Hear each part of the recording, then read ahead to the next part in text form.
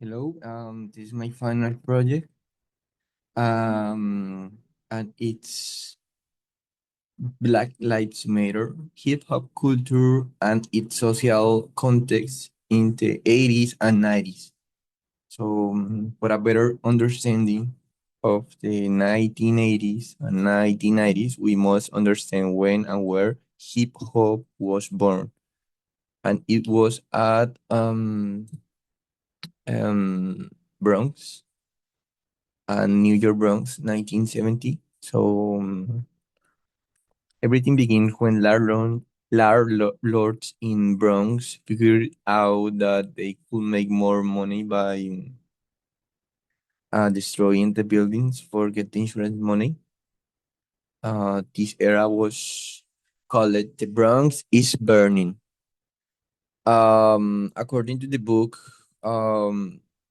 Can't Stop, Won't Stop from Jeff Chang, around the 40% of the sector disappear, right? Um, and I will explain this image, but we gotta have on mind that 40% of the sector disappear, talking about jobs, and the unemployment rate hit the 60% at Bronx. And the reason the picture shows what is the reason all the building was destroyed, right? So, is these circumstances added a crucial component to the equation. No, imagine, imagine it this way: blues developed under forced labor and oppression, and hip hop culture arose from a condition of no work. And here is the main topic: hip hop. So hip hop became a way of life that combined intellectual, spiritual, and aesthetic pursuits. Uh, in the 70s, this movement have different culture.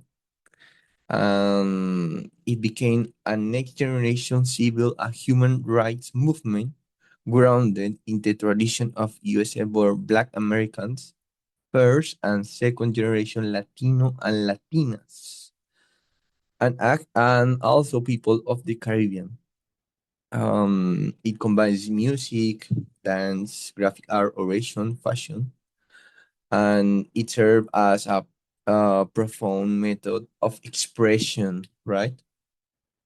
So here's the turntable, so famous in hip hop, but okay, 80s was important season because Reagan administration made a definitive choice and escalating the federal war on drugs.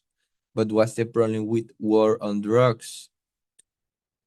Um, the law was in 1986 and established a notorious 100-to-1 sentencing disparity between crack cocaine and powder cocaine. But crack cocaine was more prevalent in low income black urban communities.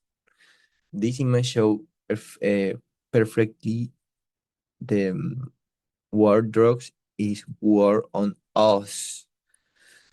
So the powder cocaine was more prevalent in affluent white suburbs. That's the reason why black people. Okay, wait, I'm gonna tell you with this image. Here we are. So police force received a massive federal funding, right? And flood the black communities. But in response, hip hop underwent a radical transformation, moving away from its early disco infused party tracks, and rappers stepped into the crucial role of the street journalist. And here is the first song that I wanna share with you. It's called "The Message" from 1982, made by Grandmaster Flash and the Furious Five. And this track describes the raw reality of the ghetto, of the ghetto.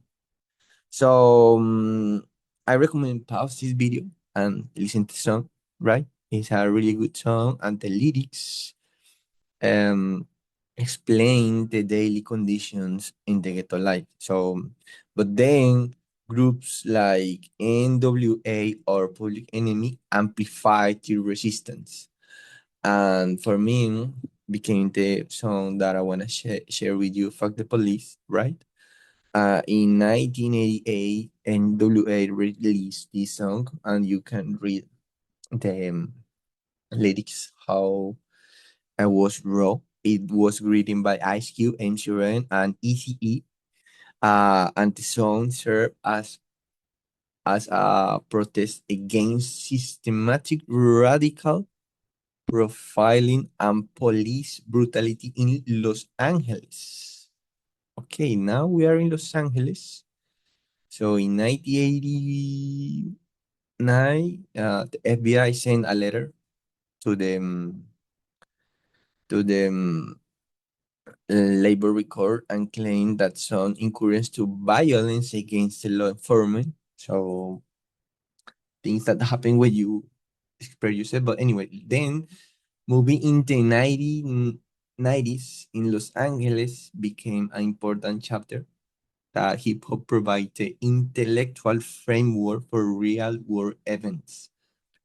Here we can see in March 1991, Rod Keeney, a black man, was brutally beaten by multiple Los Angeles Police Department officers. Is Rodney King after the beaten, but here are the officers. But the problem was when in 1992, 1 year later, a predominantly white jury in Simi Valley acquitted the officers involved. So these consequences were monumental, and city of Los Angeles erupted in a chaos. And you can see the chaos right here. Here was the city of Los Angeles in 1992. 6 days of intense civil unrest, property destruction, and structural chaos. Right? Known as the LA riots. Okay, so the mainstream media outlets painted the 1992 a sudden, unprovoked flashpoint of lawlessness, but hip hop already predict it and explained the explosion years in advance. And I'm gonna share the two albums and express the before the riots, right? So Ice Cube and Tupac has these albums, but then a song that perfectly explain is the song "We Have to Tear This." Right, here's the letter. You can listen to this song. It has rock beat, and the letter this the beginning of the song, and actually it's um a kind of intro for understand better. So I highly suggest listen this song, right? But everything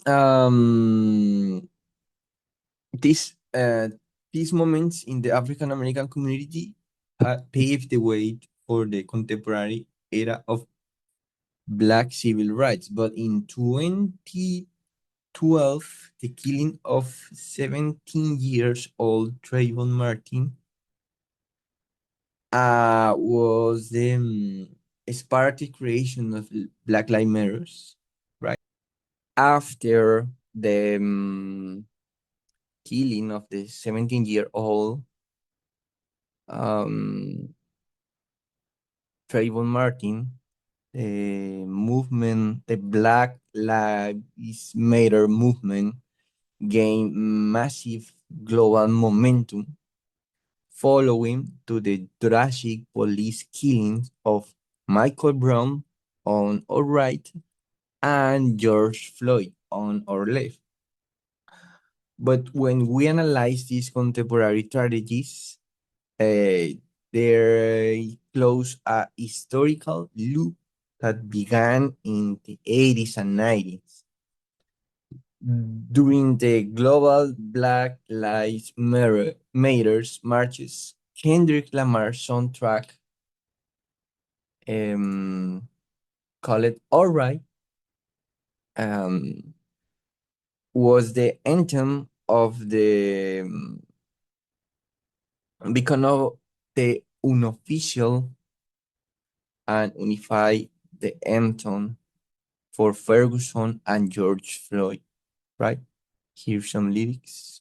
I highly suggest read or hear that music, but through all of these areas, hip hop demonstrate a direct connection to the cultural, ideological, and emotional reality of the streets, serving as a powerful collective memory and pillar of support for Black communities.